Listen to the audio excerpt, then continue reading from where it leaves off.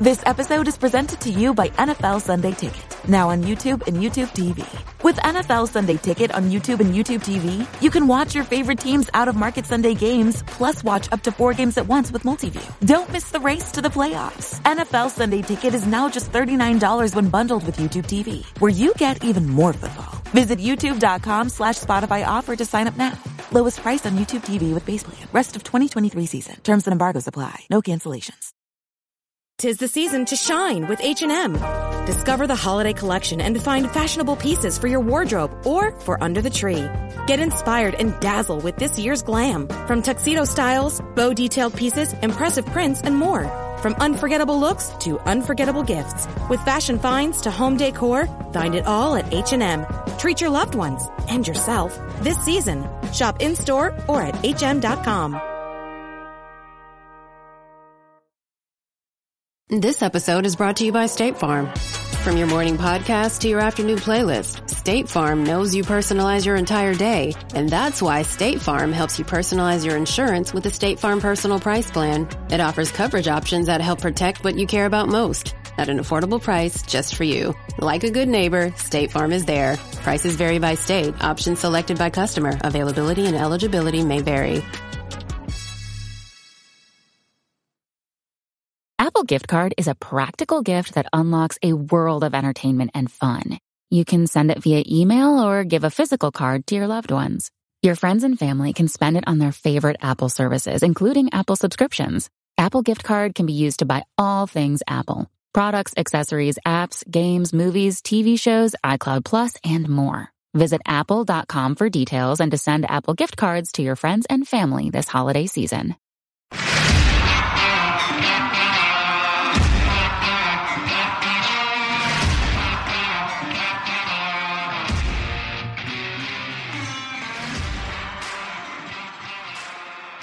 We're back, just like I said we'd be back. That was Write It Like You Mean It by Christian Leo. And this is For the Glory KC.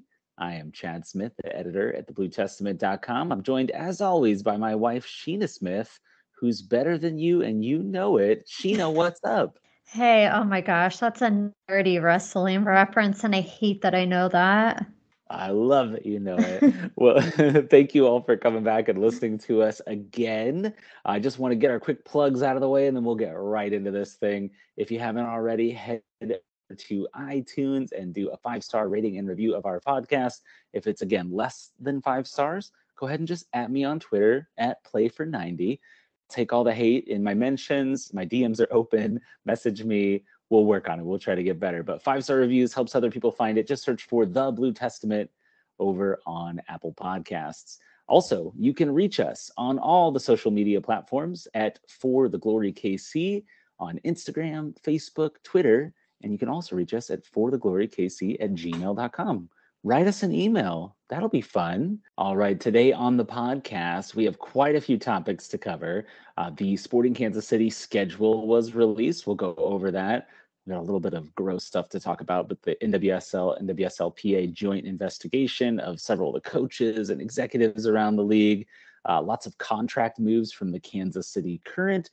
There were some rumors for Sporting Kansas City that we're going to cover. The Super Draft was tonight. We're recording on a Wednesday.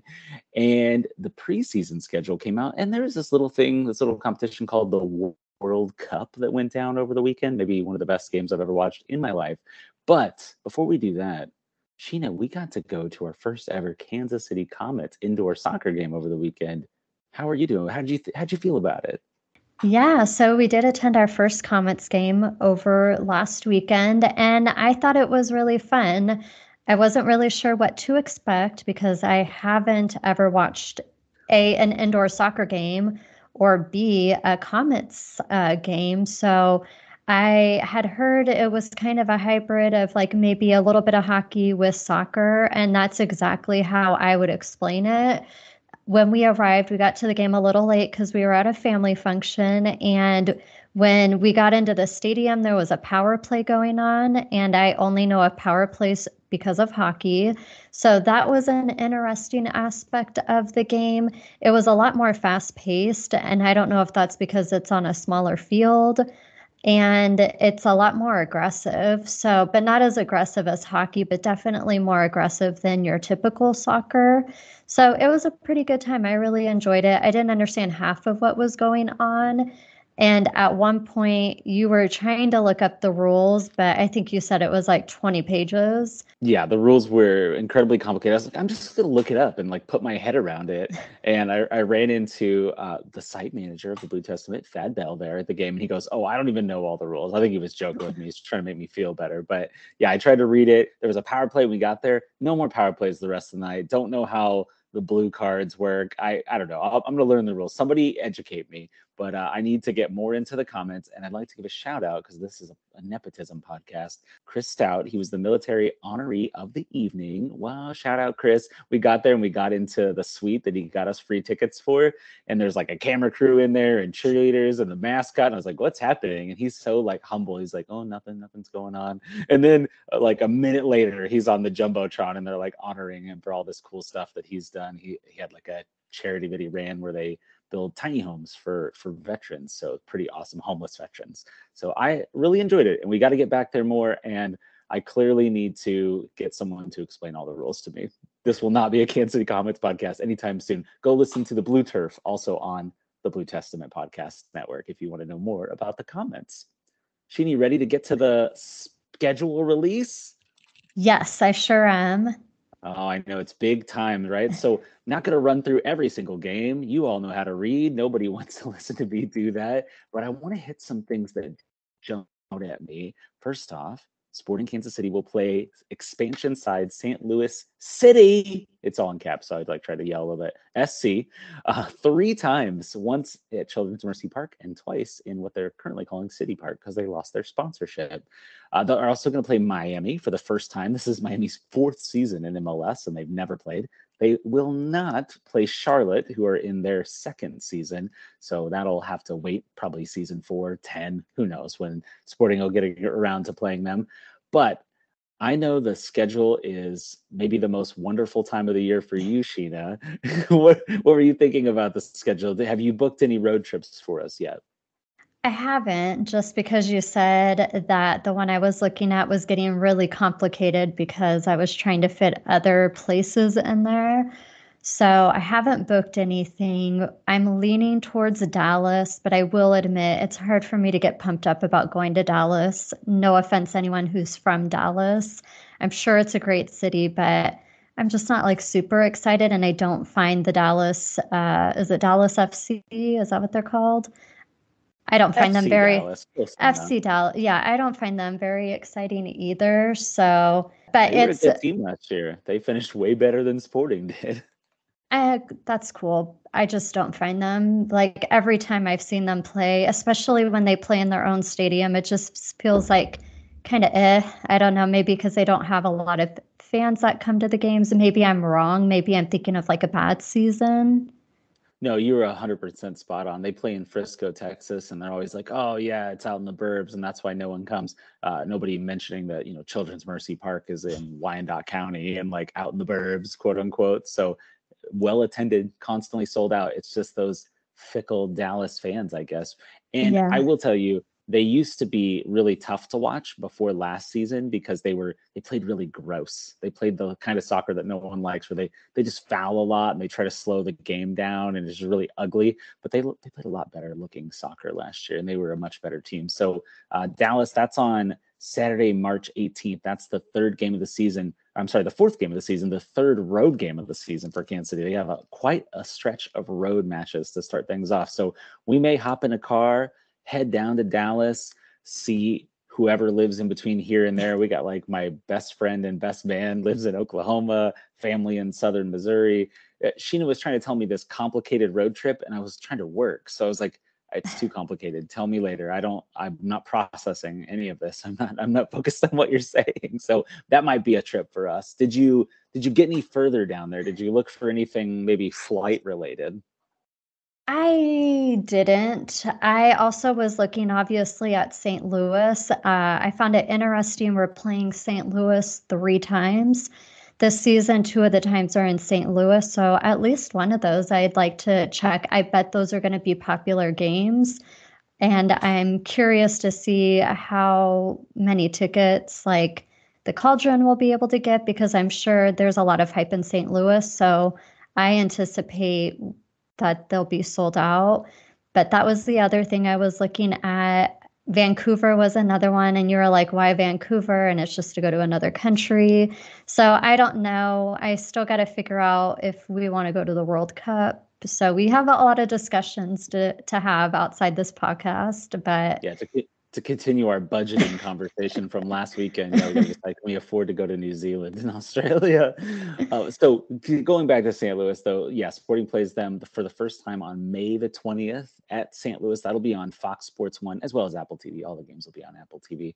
They play them again at home on September the 2nd, and then for a final time on September 30th back in St. Louis. So I personally love that they're playing them 3 times. I hope this buds into a great rivalry. During the draft tonight, when they announced Sporting Kansas City were picking, the St. Louis fans booed, and I thought that was great. I'm like, they already kind of hate us. I don't hate St. Louis by default. I like the city. Seems like I love the city. It's totally my vibe. Is this set up like the NFL draft where there's like fans like in a central location, or was it like they were in a bar in St. Louis and they panned to them and then everyone booed? Like, what is that scenario? Yeah, that's a good question. So we'll talk more about the draft later, but to answer your question, the draft was held via conference call. All the teams called in via conference call and drafted their players, but there was like 3 MLS hosts. Andrew Wiebe, Kansas City native, was one of them over there in St. Louis. They were like in their facilities, and there was a smattering of fans standing on the opposite side, and they kind of cut over to them and showed their little, they were holding up their supporter section signal. I couldn't tell exactly what it said on there, but little symbol for their version of whatever the Cauldron or the South Stand. So yeah, it's a nice way to start a potential rivalry. But I think you're right that it's going to be potentially tough to get tickets. There's always a free allotment of tickets that you get if you're a season ticket member or a supporters group member. And I'm guessing those will be gone quick. So we'll be like potentially not sitting with the other Roadrun fans that'll be making the trip. But that'll be a nice, quick, close road trip compared to before. What was it, 8 hours to get to the closest other team? So this will be nice. No, Minnesota was like 6.5. We did Minnesota last year, and we broke it up and stayed the night in Iowa. But I mean, that's not too bad of a trip. That's just a little bit further than what we used to do from Phoenix to LA. So it's not too bad. Yeah, not too bad. So if we want to go back to Minnesota, that's on there as a road trip, but it's in September. School will be back in session. Yeah. Those are tough. It's always about like, when can we go with the whole kid thing and, being responsible parents and not pulling them out of school to go to soccer matches. Not that we don't sometimes do a little extra Friday or Thursday to get out of town. So much different than my life as a child when my mom was like, no, you go to school all the time. What are you talking about? You're dying? I don't care. Go to school. Like, you'll be fine. Yeah, we definitely have pulled our daughter to go on vacations, and we're doing it still. So it is what it is. We haven't done it for soccer yet, but I also wouldn't put it past us if it was the right opportunity. Yeah, that's fair. One other thing I wanted to note about this schedule was when I initially looked at it, I thought the rivalry week game was against Minnesota and not against St. Louis. And I was like, you have got to be kidding me. But there's like multiple rivalry week things going on. They're just placed several times in a row and close to each other. But St. Louis was playing Chicago, which in baseball is a rivalry between the Cubs and the Cardinals. But MLS has done it right in the sense that at least St. Louis is on the proper side of the conference line. They're in the West with KC. It would have been a real shame if they put them over in the East. Instead, Nashville heads back to the Eastern Conference, which makes sense. They're further east than St. Louis. So geography win. Yeah, I was telling you earlier that I suddenly now, like as of today, am seeing on Facebook all the St. Louis soccer stuff. And one of the things I saw, which they had their schedule of who St. Louis was playing, and they had it on like a jean jacket. And then all the teams were like buttons, which I thought was really cool. But I was reading the comments just to see what St. Louis fans thought of the schedule. And a lot of them liked that. Well, I think some people were torn between like Kansas City should be the rivalry. But then some people were okay with it being Chicago, just because of the baseball rivalry. And then I don't know if Chicago has a hockey team, but hockey was another sport that I guess there's a rivalry. The So Blackhawks, yeah. yeah, so maybe that had something to do with it too. So people weren't as like up in arms about it as I felt like you were. I do feel like in Minnesota, the Minnesota-Kansas City rivalry isn't really one. I don't feel that way. I feel like we have more of a rivalry with like Real Salt Lake is who I think of. It's who I think of as well. Maybe just because they're so easy to hate. I guess. I don't know. Any final thoughts on the schedule before Sheena comes back with a complicated road trip she can share with you all next week? No, but I do want to say if you're looking to travel and you're wanting to travel to one of these other games, my recommendation based on the stadiums we've been to is LAFC. I really like their stadium's really nice. It's in a little bit of a sketchy area, but it's fine. But we just had we've been there a couple times, but the first time we went was their inaugural season, and we just had a really cool experience. Wasn't cool was that they made us return my daughter's iPad, which she uses to get through some of the games. But in return, they gave us a soccer ball that was signed from the previous season of Sporting Kansas City players. So that was a really cool thing. I'm sure Chad could take a picture of it and post it online. I actually already have it on our Instagram because I don't know how to post podcasts for Instagram. So I just take pictures of random sporting stuff around our house and say new episode out. So yeah, you can go on there and see it. It's her ball, but it's proudly displayed in my office inside of a case. So she does make it known that it's her ball though. She does say that. Yeah, that was the inaugural season of LAFC, and Sporting handed them their first loss inside their own stadium. So that's always something we can think back to remember. And if you go visit LA, you can go visit Ilya. I'm sure he'd say hi to you. He's like the nicest human in the world. So yeah. And don't they have is it a hawk that does their intro? A hawk or something comes flying in? Or like a falcon or a hawk. I don't know exactly. Yeah. That was really cool. Mm-hmm. Well, you probably run into Will Ferrell. I mean, he's there all the time. I was going to say one of the times we went, they panned in on him during that bird ceremony thing, whatever was happening. It landed on him, or maybe he let it go. Or he was on the field. Yeah, he was on the field, and something with him and the bird happened. Big Will Ferrell fan, but we're going to have to crush LAFC this season. So, all right, well, let's move on from the schedule. Definitely go check it out. Let us know in the comments, either on the Blue Testament or on our Instagram or on the tweet of this or on Facebook, all of our social media at For the Glory KC. What games you're going to head to if you're going to make it to any road games. We'd love to hear. Maybe we'll run into you if we end up getting to more than just St. Louis, possibly Dallas. We'll see how it plays out.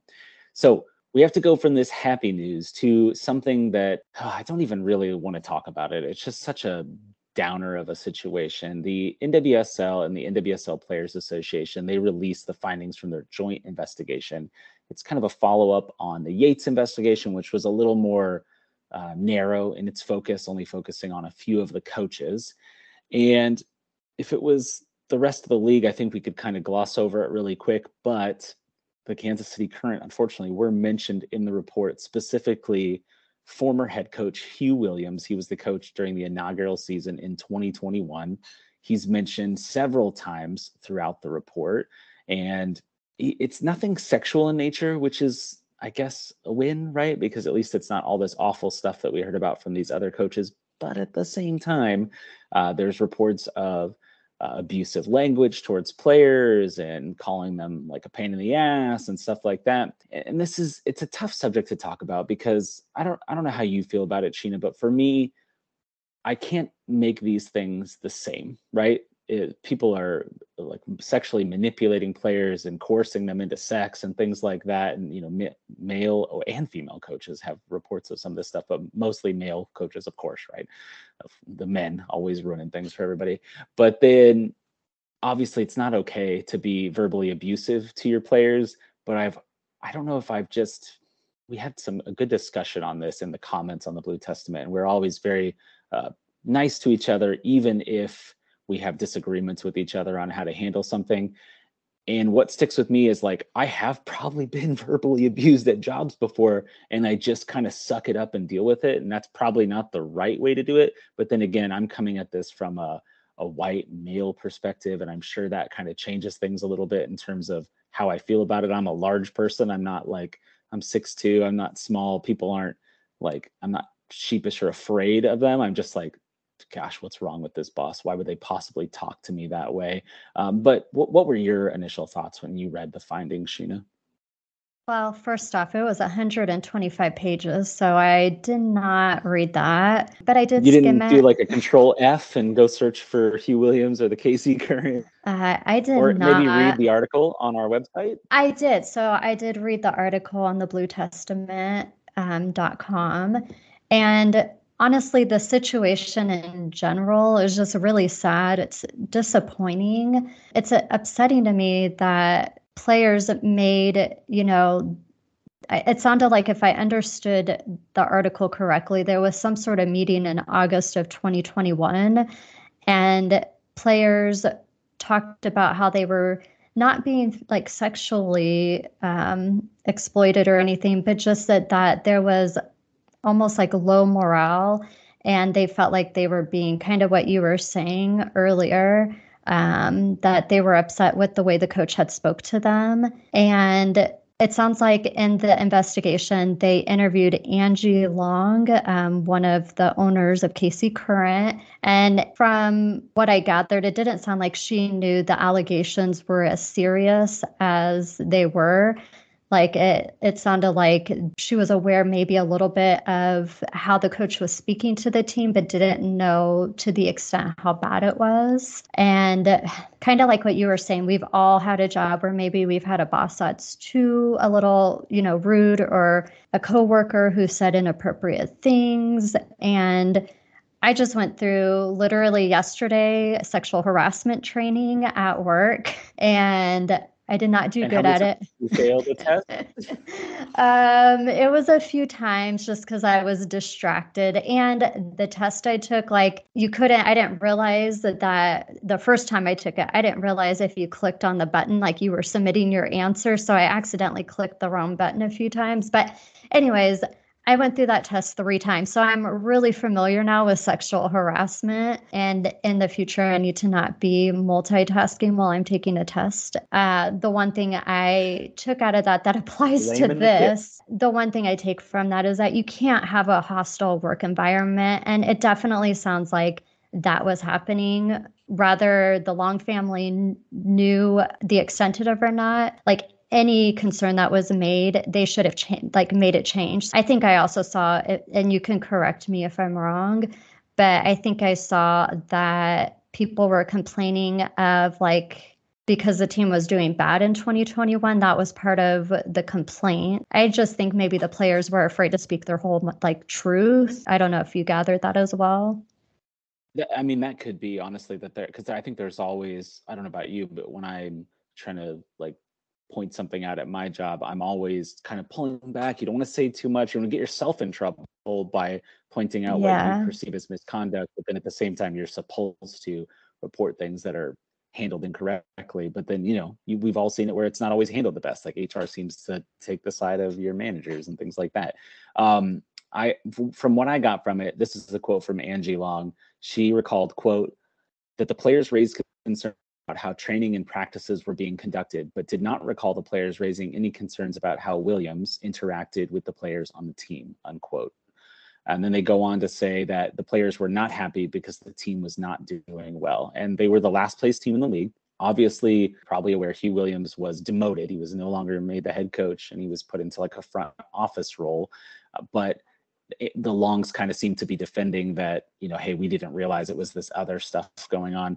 I kind of wonder, and I don't know if they interviewed Huw, and I didn't really get that from reading I didn't read the whole report either. There's 125 pages, but I went around to the sections focused on the Current, and it wasn't clear to me if they had interviewed Huw. So that might just be my misunderstanding of it. But I want to know, what's his side of it. I know that he's been reached out to and tried to get quotes and things, and at this point I don't believe he's provided those to anybody, so it's something we'll kind of try to keep updated. So a few other thoughts that I wanted to give on this. Actually, at my job, I teach a course about HR type content like this, where I teach like all the new employees that come into the company. And I feel like I'm hyper aware of these issues, and I can't imagine going through a work situation where I wouldn't know what to do with them. But the NWSL's real problem seems to be that a lot of these policies weren't written down. There weren't any guidelines, and that was kind of what came out in this whole thing with the players that had been harassed by like former coach Paul Riley up in Portland and New York and North Carolina, because he bounced all over the dang place, and they, had some misconduct, obviously, by allowing him to remain in the league. And I mean, it ties back into the owner of Portland, Merritt Paulson. He had made that announcement that he was going to sell the Portland Thorns, and then Arnim Whistler, the Chicago Red Stars owner, he's going to sell their team as well. And all that situation seems to have come out on the heels, or actually, I shouldn't say on the heels of, but before this report was made public. But they probably knew what was about to be in it. So it's interesting to me that they went and they got rid of or announced that they'd be selling their teams right before this came to light. Did that stand out to you at all, Sheena? That did. And then the fact that they had Williams in the front office and they got rid of him back, or they let him go back in November, which this report was just released last week. So that leads me to think they also were given a heads up. One other thing that I was curious about is based on the article I read on the Blue Testament, it said that a lot of the players who did speak out back in August of 2021 were either traded, they were waived, or they weren't re-signed with the team. And so that makes me wonder, like, is that because they spoke out, or was it truly all about their performance? I don't know who those players were, so I was curious what your thoughts are about that. Yeah, I definitely do. I think that there is sporting decisions that could have been made to justify those moves. They were the worst team in the league, right? They made all these moves. They cut a lot of players. They traded several players. And then they went on to have, at one point, they were in first place in the league, and they made it all the way to the NWSL championship in 2022. So I think you can justify those sporting reasons, but can I rule out that there was some sort of retaliation going on? I don't think you can. And there seems to be quotes from players indicating that they thought they were being retaliated against when their names came out as people that had complained. When I look back at all the decisions, though, of who left, they all kind of make sense because the team was kind of poor. So was it them that was making it poor? Was it a combination of all of them? Was it Williams's coaching that was making them poor? It sounded like a lot of complaints about the way he ran practices and how he set up the team. And I remember in the 2021 season, he'd be moving players around and they're playing in different positions every week and they're different formations all the time. So I could definitely see that, the erratic nature of that versus the stability of a Matt Potter this season or a Peter Vermees, to use a Sporting Kansas City example. You're getting the 4-3-3 in most weeks. So I think there's a sporting reason to justify it. The one player that stood out as kind of a unique situation is Rachel Corsi. She was the captain and she was center back on a team that let in some goals, right? Some critical goals, but signed a new contract, and then they transferred her out and sent her overseas. And it was odd at the time when it was announced, and this adds some context to it. One other thing I want to say about, and this is kind of the gross, hey, we're talking about sports, so let's talk about the sporting side of it, is Williams is undoubtedly a fantastic talent evaluator. If you look at the players he helped bring in, the players that he drafted in the NWSL draft last season, had one of the best rookie classes in the league.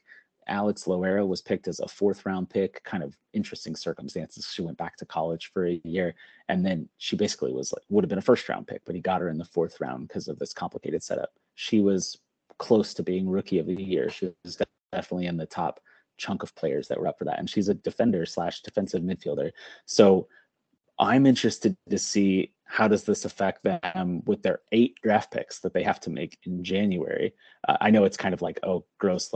I obviously care about the players. I want to protect the players. I want the best for the players. But at the same time, I am intrigued to see how it plays out. And hopefully there's a bunch of other talented people that were helping make those draft picks, and they're still going to be fantastic at the draft. It is a possibility that they lost a good piece there from the draft quality perspective, even if he had to go because of the situation. Oh, and as Sheena said, it was really quick, and I just want to emphasize it. the team let him go in November, so last month, before this report came out. So he has not been with the team. He's no longer in his front office role. He was relieved of being the coach after 2021, but he's completely gone from the team now. I just hope the organization uses this as a growing opportunity and they've implemented some kind of change for the current players on the team to speak out if something's bothering me, and hopefully things are ran a lot smoother, going forward. Because it does kind of, that warm, fuzzy feeling I had when I went to the groundbreaking ceremony in October, I don't feel as warm and fuzzy. I feel like just slightly it's been tarnished a little bit. So hopefully there's not as many issues going forward. Yeah, hopefully they can keep the trust of the players and that they're kind of speaking to them in the background. Absolutely. One last thing I want to talk about, not specific to the Kansas City Current on this. There were some other examples in the report about a coach. I don't know how to pronounce this name. Vera Pauw, a former Houston Dash coach. There was complaints about weight requirements and exerting influence on players' diets and exercise routines. And I thought that was interesting because I think that's fairly common in sports, right? To request that players be on a certain diet, the professional athletes. Admittedly, the NWSL is not paying their players as much as some of these other leagues, and maybe you're asking a lot of them on the salary that you're paying them. But I remember DC United coach Hernan Lozada, he'd only been the coach like 15 months, and he suddenly got hired. But he had really turned them around. They were doing really well once he took over, and he had these type of requirements, right? Like regular weigh-ins of his players and picking on them for making poor food choices. And I kind of think that's part of being a professional athlete. Now, maybe this Vera character, this Houston Dash coach, was doing things in like a tacky way or was not being professional about the way to do it. But I think it's not out of line maybe to ask your professional athletes to do a certain thing, but to a certain extent, it's their choice. And then you can say, hey, if you don't want to follow these, the culture of our team of what we're doing, then you can trade them or cut them or not re-sign them. But that was where this report, it had layers to it, right? The sexual harassment stuff, there's no place for it. But then it gets a little more gray when you're talking about, is it okay to ask them to have a certain diet? Again, I don't know enough of the details. I didn't read that entire 125 pages. It's too many pages. But any final thoughts, Sheena, on this awful report that hopefully the league is going to put behind them and grow and learn from?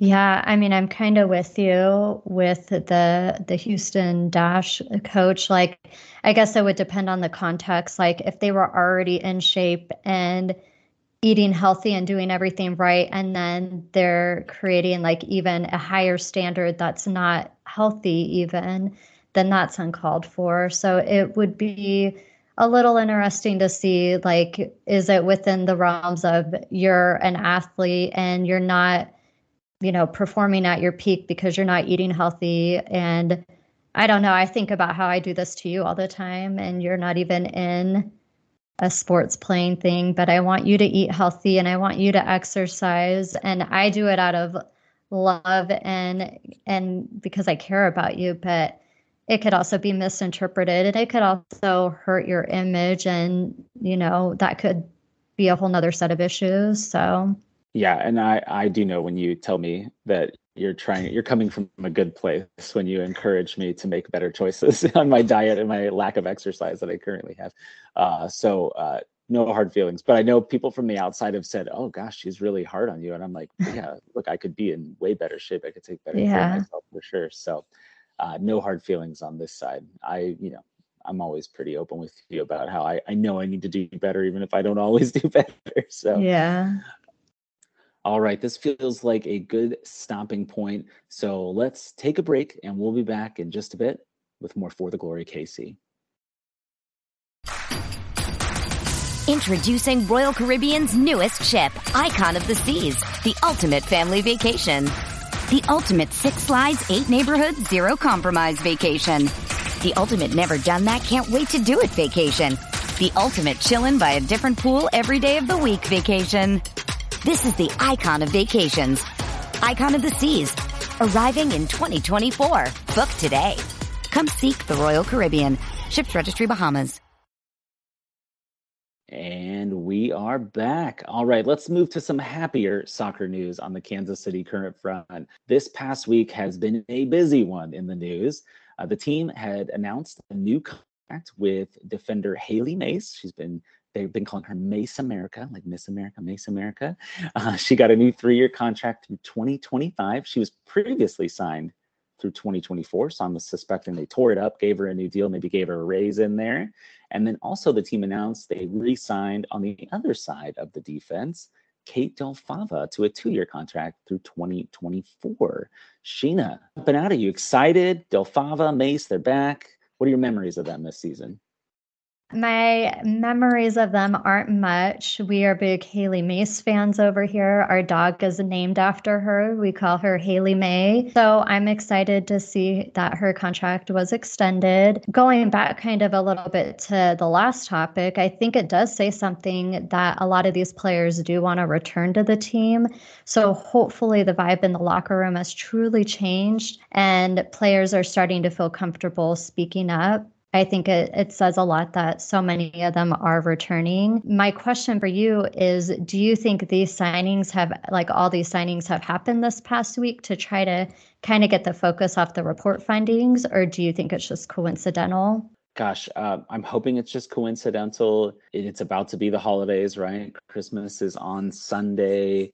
Hanukkah's already started. New Year's coming a week after Christmas. All these things going on that they typically kind of business sort of shuts down. Don't worry, For the Glory KC won't shut down. We'll be here next week. But these things have to get signed, right? And maybe it's just a coincidence. I don't know.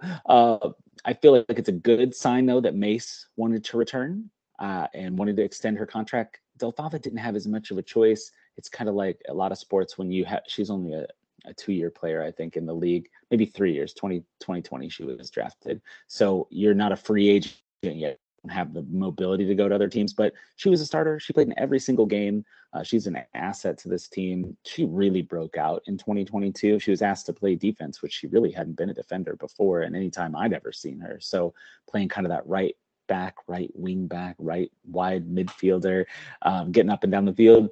And then Sheena, you may remember, she scored a very important goal in the playoffs in stoppage time against the aforementioned Houston Dash to send Kansas City on in the playoffs, advance them on to face the OL Reign, who they eventually beat to go all the way to the championship game. Don't remember that. Chad has like a photographic memory when it comes to every soccer game, but can't remember like family vacations and the important things. So no, that goal doesn't stand out to me. Well, it was played this week on highlights, so that refreshed my memory. Oh, gotcha. And I wrote the story of her being re-signed, so it's all fresh in my mind. But you're not wrong. Once Sheena was making the case to me, let's go on a slight sidebar here, of how I had seen the Offspring and 311 in concert, and I'm a big Offspring fan. I really like them. And I was like, I don't think I've seen 311. That doesn't sound right to me. And then my brother was like, no, we were all three there together. We definitely saw that show. And I was like, well, they must have been terrible because I don't remember that. No, don't say that. It was a fun show. We're very lucky in life. And when I was little, I never got to do things, never got to go to sporting events, never got to go to concerts, didn't have the means to do that. But now I luckily do, and we do a lot of stuff. So sometimes it's true. I don't remember them all, but I will be like, don't you remember in the 47th minute when blah, blah, blah happened? From like 5 years ago. Yeah, that definitely happens. All right. So that's the current news. Let's move on. Let's go to some sporting Kansas City news. Lots of stuff coming up for Kansas City this week. There is a rumor that emerged tying back into our conversation last week about do Sporting have the right off-season priorities, and a rumor popped up of a center back target. He is a Slovakian player, plays for the Slovakian national team. Norbert Gyomber, I'm definitely saying that right. He plays over in Italy. And did you get a chance to read about Norbert, Sheena? I did. And my thoughts on Norbert, is that how you say his name? I have no clue. Okay. Maybe. Well, can we call him Nori just for ease? Old Norbert. Yeah. Whatever you want to say. Okay. So my thoughts on him, I saw he's 30 years old, which as a casual fan, I don't know. What is the average age of a center back? Is that about average? Is that a little old? I mean, if it's a sporting center back, they tend to be a little older, right? Okay. Francis is over 30. Samant Marine, I think, was going to turn 30, but he's gone from the team now. But then, you got Courtney Ford still in his 20s. Robert Okay. Valder is like real young, like 21, 22. So, yeah, I don't know. Average past 30 is never great in sports, Okay. right? But center backs sometimes age a little better depending on what they're asked to do in their role. Okay, so that's what I was thinking. I was on the right mind frame with that. Mind frame? Is that a mindset? Mindset, yeah, me and words and phrases. We could have a whole podcast just on all the things I screw up with phrases. Your invented phrases like calm the horses. Chad, No, go calm the horses. no, calm your horses. But anyways, so I was on the right track with that. My little notes that I had wrote was that I would prefer to see someone who's between 26 to 28 years old. So somebody who's not brand new, straight, in their 20s, but not in their 30s. So someone in that mid range of 26 to 28. And I think it goes back to the point I made last week on Matt Hedges, is that I'm not an ageist, but I feel like picking a 30-year-old only temporarily puts a Band-Aid on this position, and I don't know that it's good for the long term. And I even tried to watch the montage or the video that was on the bluetestament.com, that article. I don't know if that was pulled from somewhere, but it was really hard to watch. It was very blurred out. Yes, I didn't cut it and make it, if you're wondering. It's Okay. from when he was younger. I don't Okay. have that kind of video editing capacity. Okay. I was like, oh my gosh, was this made in the early 90s? I thought maybe it was compressed, but it was really hard to watch. So I don't Well, he feel would like have been alive in the early 90s. I don't know. I don't know. But yeah, so I don't really feel like I got a good gauge of how he is as a player because I couldn't really tell what was going on. But yeah, I would like to see someone younger, I think is my main point. Yeah, I don't disagree with that. I don't know much about him. The highlights that you were referring to, he seems to be playing defensive midfielder more, but it was from a few years ago in the Euros with Slovakia. So according to some research we did here, he is looking for a 3-year contract between 600 and 700,000 euros, which is a little over $600 to $700,000 based on current exchange rates. So he's would be coming from Serie A in Italy, a club called Salernitana. I'm definitely nailing that. Clearly watch a lot of Serie A. Watched a few Gianluca Buzio games last year, but now they're down in Serie B. They got demoted, relegated, as they say, in the European leagues there. That's a bummer. So you didn't know? I'm breaking news to you that he got relegated? You are. And I only know about being relegated from Ted Lasso. Oh, yes. Jason Sudeikis is teaching the Americans about how soccer works in Europe. But yeah, I'm not particularly overwhelmed with it, but in Peter Vermees we trust, right? I'm going to trust the scouting department at Sporting Kansas City. It's just a rumor. It could be his agent planting this story because he heard that center backs are needed in Kansas City. Every center back's going to get linked to Kansas City. So if that's the case, he's out of contract in the summer, so he would require a transfer fee to leave now unless the team chose to release him early. I don't know. They're in the middle of a battle right now. They're in the kind of mid-table. They're around 12th in the standings last I looked, but last year they barely avoided relegation. His club finished 17th, so they might need him and want him. One thing that I thought was very sporting of Norbert, what a name, right? Was that he's currently injured. He's been injured. However, according to a recent report, he has healed from his muscle injury that he suffered against Lazio, and it's really of no concern, it sounds like. So he's hopefully about to return. So it sounds like he's maybe healthy, just hasn't gotten back on the pitch as of this rumor coming out. But it doesn't sound like either of us are particularly thrilled. But who knows? Maybe he'll show up. Maybe he'll get signed and he'll be amazing, or amazing, to quote one of our favorite sitcoms, Happy Endings. Check it out. It's good stuff. Any final thoughts on Norbert before we move on to all this other news? No, let's just move on. Your disgusted face said it all. The MLS Super Draft was tonight. This is, again, we're recording on a Wednesday. Sporting held the 8th and 37th picks. In the 8th spot, they picked Stephen Afrifa. I'm sure I'm butchering his name too. I'm just killing the names today. He's a center forward. He's from Florida International University. The interesting thing is he is not a Generation Adidas, which basically is this like mechanism where MLS signs the player to a contract before the draft, kind of guaranteeing them a position in the league, and then it doesn't count against your salary budget. However, so even though he's not a Generation Adidas, that means if he were to make Sporting Kansas City the first team, which that hasn't happened since they picked a player in 2018, Eric Dick and Graham Smith both made the team in 2018. No draft picks since then. I remember Graham Smith. There you go. Yeah, relative of mine. Not really. But Afrifa, he is Canadian. But my colleague Thad Bell confirmed that even though he's Canadian, he will not count as an international. So he won't take up an international roster spot, which is a win for him, because if he did, it would be very hard to fit him in the roster. And the only other thing we got to learn about him, because the draft just ended and we started recording this podcast, is Matt Doyle of MLSsoccer.com said, quote, "He reminds me a bit of Willie Agata." So he plays center forward.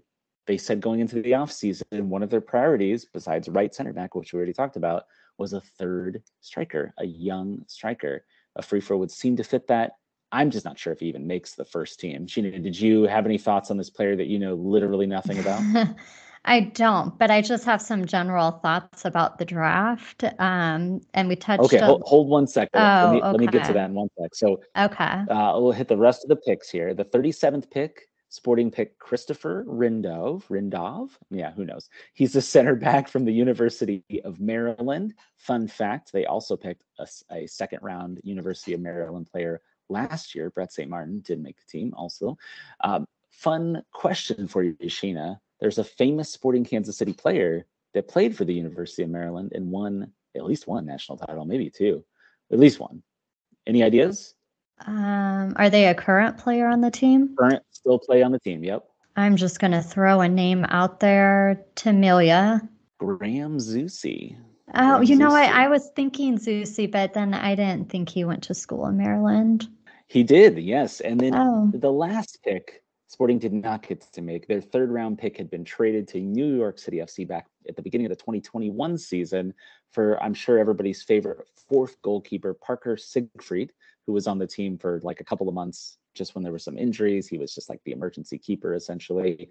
And he was then later released. But Sheena, you said you had some thoughts on the draft. What are you thinking about the draft? Well, I feel like the NFL draft is like this huge ordeal. And by the way, we're hosting it next year, which is pretty exciting. Not us personally, but the city of Kansas City. Oh, they're not coming to our house? I mean, they can. I don't think our house is big enough. I'm excited to hear more details about that. But I don't feel like the MLS draft lives up to that same hype. And while you were watching it, you were saying like picks of 1 through 7 had all been traded. And he said, and you were saying that like you were only watching it because you're kind of a reporter, which amused me. But it seems almost like kind of sad because you were talking about the fourth keeper last year these people who get signed and then they don't actually join the team. So I don't really understand the point of it. Maybe it needs to be revamped. I'd be curious to know how many players that come out of the draft end up playing, because it sounds like a lot of them don't even get signed. So I don't understand the point of the draft if that's truly the case. Yeah, it's definitely lost its importance over the years. A lot of people want to point to Sporting Kansas City as like a model of how the draft is important and successful, but you got to go back to 2012 and get 2012 even to get that Dom Dwyer draft pick, the last pick that really had a big impact on the team. Sure, there was some role players, your Amadou Diaz, your Saad Abdul Salam since then. But for the most part, most of the guys haven't made the team. Some of them haven't even made the second team. And Sporting does draft late usually because they finish well. So that has some effect on it. I'm a little more high hope on a Afrifa here. God, I got to learn how to say this guy's name. But still low, but higher as in maybe he'll make the first team. That's where expectations are. I think, and you all should go read my longer version of this on the Blue Testament, but I think it's time to kill the draft. I think the draft has outlived its usefulness. The fact that you're doing it on a conference call, like it's kind of a Yeah. joke, right? The players aren't getting to like go up on stage and hold their jersey, their scarves or anything like even they were doing a couple of years ago. So it's outlived its usefulness. Let players decide where they want to go. If they want to go pro and there's a team that can find a place for them, maybe they like the coach, maybe they offer them more money, maybe there's more of a chance for them to break through because there's an openings at their position. Maybe that team has a history of handling draft picks well versus another team that never signs them and cuts them after a year, whatever the case may be. Let them do that. Maybe they want to go to the USL because they want to get guaranteed playing time and they don't want to have their rights owned by an MLS team that's just kind of using them and throwing them away after preseason, because I'm sure these guys are going to get to go to preseason, but then it's possible that nothing comes of it. It's time for the draft to go away, in my opinion. It seems like it's a waste of everyone's time if it's giving the players like a false sense of hope that they're going to be professional, and then it feels like a waste of every team's time sitting through a virtual conference, drafting players they know they probably aren't going to keep. So I'm very confused by this. And it feels like if you're going to do it, it needs to be set up similar to like NFL where it's exciting. And it sounds like maybe they had that a couple of years ago where players get to hold the scarf or whatever of the team they're playing for. But if it's just a virtual conference, like that's super lame. Yeah, they like zoomed in some players and interviewed them, and they were still very excited about that. So I guess that's the appeal to it for a certain extent. But at this point, the MLS Academy system has essentially replaced the draft. Not that there's not usefulness in the draft, not that there's not good players that maybe develop later, or they come from foreign countries and go to college and get discovered that way. Absolutely, that stuff still exists. I just don't think that you should have to go to the worst teams in the league and like in other sports versus the NFL, like you're building your roster through the draft. The NBA, if you draft right, it's immensely important. It's just not important in MLS. It's MLS trying to be like these other American sports leagues, and it just doesn't fit anymore. At one time, it was great.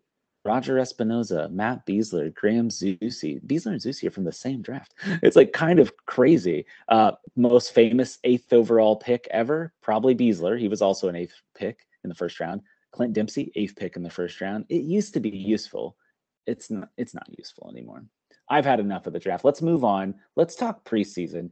Snuck into the schedule announcement by Kansas City the other day is that preseason starts on January the 6th. That's like a little over 2 weeks, depending on when you're listening to this. It may be less than 2 weeks. That's exciting. Players are required to report on January the 6th to Kansas City. If you've been following them on social media, which I know you have, Sheena, they've been all over the world traveling and having all their good fun times because it's all about to come to end. They got to get whipped into shape and preseason starts. Then on January 9th, they head off to Arizona from the 9th through February the 8th. Then they'll have a week back in Kansas City or, wherever they want to go probably. And then off back to Arizona from February 15th to the 24th. There's no announced schedule in terms of who's going yet. Games are being played, if they have friendlies against MLS competition or other competition. But in past years, Sheena and I used to live in Phoenix, and we get to go to preseason. Phoenix Rising of the USL Championship would host them along with FC Tucson. So I imagine it'll be some combination of those things as well. And we'll get more details as we get closer. Sheena, how excited are you that preseason's just around the corner? It's exciting. It's not as exciting as when we lived in Arizona because like we lived for preseason when we lived in Arizona just because it was our chance to experience what the rest of Kansas City got to experience all season long. And maybe this would be a good topic for next week because it's probably going to be slow. But if you have the chance to go to preseason, do it. The last couple of years have been not as open to the public just because of COVID. But hopefully this upcoming preseason will be more exciting. It was one of my favorite things that we did in February's in Arizona. And if there's a time to go to Arizona, January and February are the months to do it. It will be interesting to see what MLS teams show up and what those games look like and where they'll play. If they're going to do it mostly in Phoenix, which was kind of what they were doing the last few seasons, or if they go down to Tucson. But regardless, it's a great time. And maybe we could talk about that more next week, about that experience. That's a professional tease right there. I like it. So let's switch gears. One last big subject before I got to news I just want to run through and hit really fast. But there's this little game called the World Cup this past weekend, the final. Argentina, France. Looked like it was going to be a blowout. Argentina's up 2-0. It gets all dramatic, though. Gets 2-2, 3-2, 3-3. Goes to penalties. Messi pulls it out. Argentina, World Cup champions.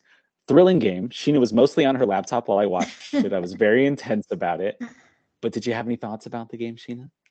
Yeah, I mean, I don't think I even came in until maybe towards the end of the game, like of regulation. So, and then when they got to shootouts, I got nervous. I didn't really care who won because I felt bad for whatever team was going to lose, because what a heartbreaking way to lose in penalty kicks. And they were saying in France, a lot of people like had given up everything they owned to go to the World Cup. So I was just feeling really bad if they lost, because people were losing their life savings. But it was a really good game. Was that French that done that, or was it like Argentinian fans that had done that? I thought they said it was the French. Oh, maybe it was. I could be wrong, but I swear it was. I mean, that's probably true. Probably on both sides, honest, yeah. Right? It's this experience. It's once in a lifetime. It's probably incredibly expensive to go and stay in Qatar and travel over there and all that. So we won't get too much into the game here. It was an amazing game. If you didn't watch it, then you've really missed out. And I can't imagine you're both listening to this podcast and watch the World Cup. So yeah, you're not my target audience. Tell all your friends. Don't have to wait every 4 years. There's soccer all the time, not just when the World Cup is on and taking over the world. But hey, 2026 will be right here in the US of A. So it is time for our digital crawl. This is where we rapidly move through several topics around soccer, Kansas City soccer, things of that nature. Few other topics to cover. So first up, last week we told you about a rumor for Matt Hedges, former FC Dallas center back, or Dallas FC, if you prefer, Sheena, who is had interest from Sporting Kansas City. Well, he has signed with Toronto FC. We both agreed we didn't really care if Matt joined, and we weren't high on him particularly. So we're not high on Norbert either, apparently. So we'll see if we find somebody that we are high on. There's a lot of people getting high on soccer players over here. But another big thing that happened, and this probably deserves more than a brief discussion, is the MLS playoff format. Looks like it's going to change. Some reporting by Pablo Maurer of The Athletic has that the MLS, because they're stuck in the moment of having just watched the World Cup, I guess, is going to go to a 16-team playoff format. That's 55% of the league, 16 of 29 teams, 8 per conference. And then they would do like a World Cup-style group stage with teams advancing out into a single elimination bracket. I hate it. It feels like a money grab to help out Apple, who just paid all this money to get the broadcast rights of these games to broadcast, which I'm always for more soccer, but there's going to be a lot of soccer next year. And the single elimination playoffs have been amazing, great drama.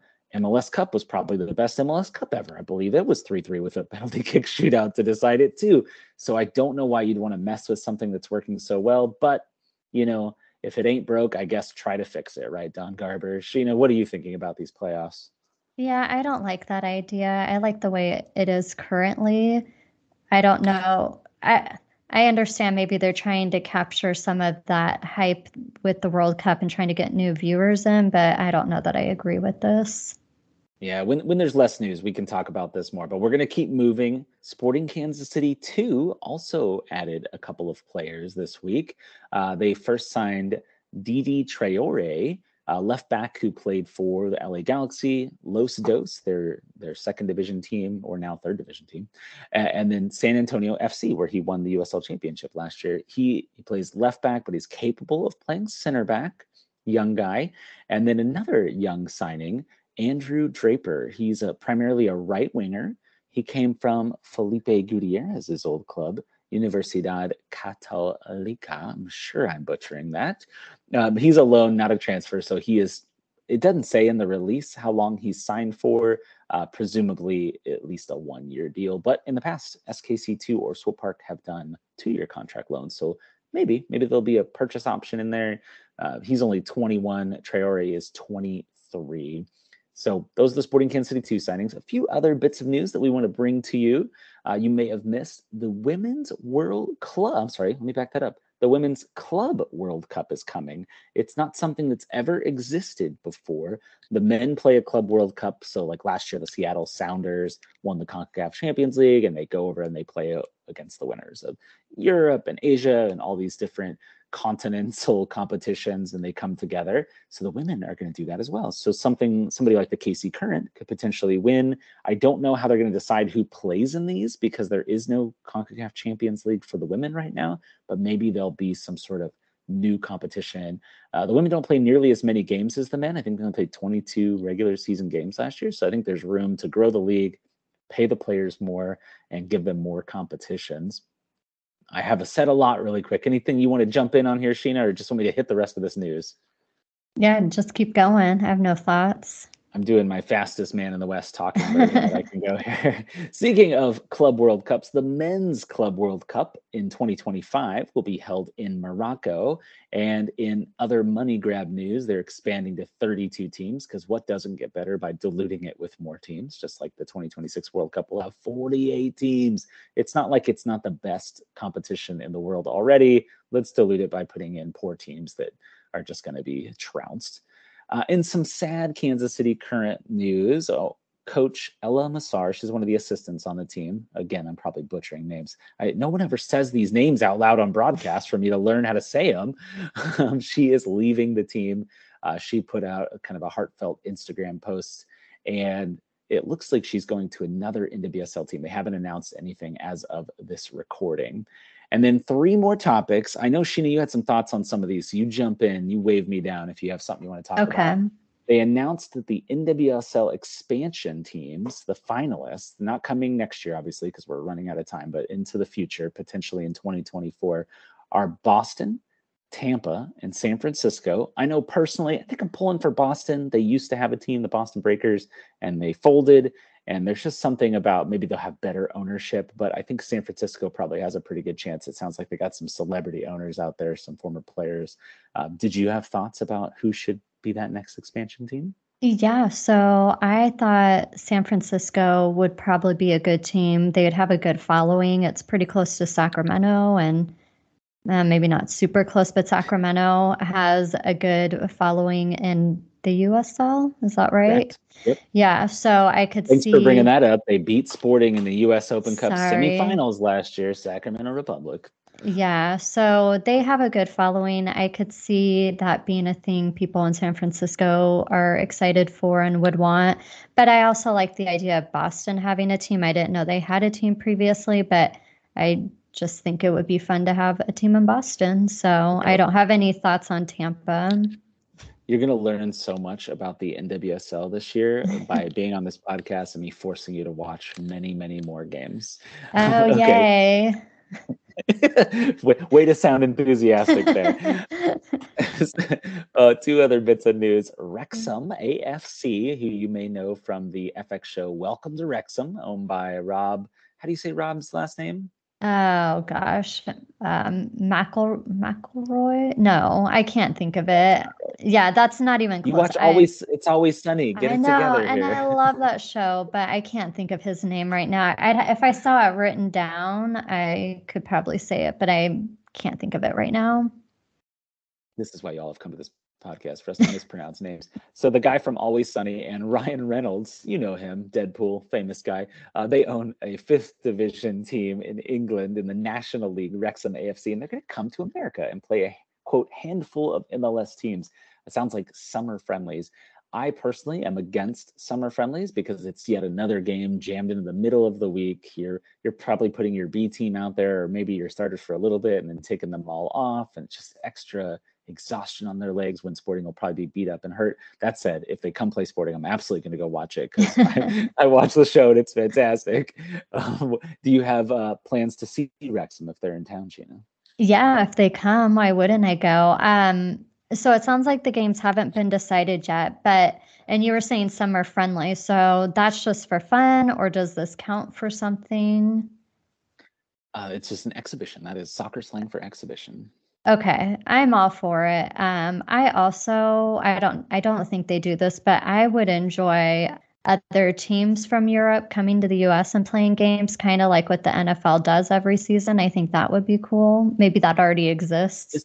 This does exist. Oh, I Oh, mean, just breaking okay. news for you over here. Oh my Yeah, gosh, I'm learning so much tonight. famously, the Kansas City Wizards once played Manchester United. You've heard of Manchester United, yes? Yeah. Yeah, I've heard Yeah, of they played them. them. You had a very assured answer there. They played them at Arrowhead back in the day, and if memory serves, and apologies because I wasn't paying close attention back then, Sporting, or the Wizards at the time, won 2-1, and I believe they were down a man when they did that too. So pretty impressive stuff. It kind of maybe put Sporting on the map. So friendlies have value. They bring attention, because there's people sometimes that are like maybe a little bit of Euro snobs, and they'll say, "Oh, I watch football, but I don't watch this American soccer garbage that you all put out." But MLS is getting a heck of a lot better. I've seen it dramatically over even just like the last 10 years. So that could bring some positive attention. Hey, maybe they'd end up on the documentary. Maybe we'd end up on the documentary. Maybe we get to meet Ryan Reynolds, Sheena. Maybe it seems unlikely, but yeah, we'll just have to stay tuned and see what happens. Where is your enthusiasm? We'll have to tell the story about when getting an apartment in college and my Ryan Reynolds story. But we have to end on a bit of a sad note, but maybe good. I don't know how to best say this. We had previously reported on the passing of American soccer journalist Grant Wall. His autopsy has been completed, it sounds like, and his wife put out a report that he had died of an aortic aneurysm. So what it seems like is that it is from natural causes, which is great, because there was definitely like a cloud of darkness over this because he was so young, but unfortunately, do pass away sometimes unexpectedly. So have a little bit of closure there. Hopefully that's kind of the end of that story, and that we all learn lessons about how to better take care of ourselves and get checked for things like this. His brother Eric had put out a thing saying, if you're like long, lanky, and you have long fingers, that this might be a trait that is indicative of this. So I used to be lanky, I would say, in high school, but the metabolism, something failed me. I'm not sure. We're working on it, as we discussed earlier in the podcast. Dietary and exercise choices we had this week. Sheena, any Wait, closing words? yeah, I just wanted to speak a minute about Grant Wall.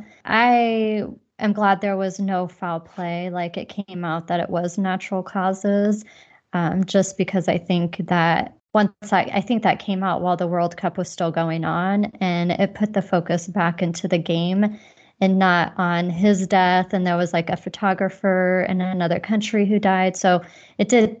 We were able to go back to soccer. It makes me wonder, though, if he hadn't already been sick, if like the significance of some of his symptoms would have caused him to go to a doctor sooner, and maybe it could have been prevented. We'll never know. And aneurysms are no joke. Those are hard to, I mean, you have to really like zone in on your symptoms and get to a doctor quickly. I don't know. I think it's just a good reminder that if something doesn't seem right, to go get checked out, and not to get all preachy for the second time tonight, but make sure you're going to the doctor regularly, get your blood drawn. A lot of stuff can be figured out, blood pressure, all that stuff. Make sure you're eating healthy, have a balanced diet, exercise, get enough sleep.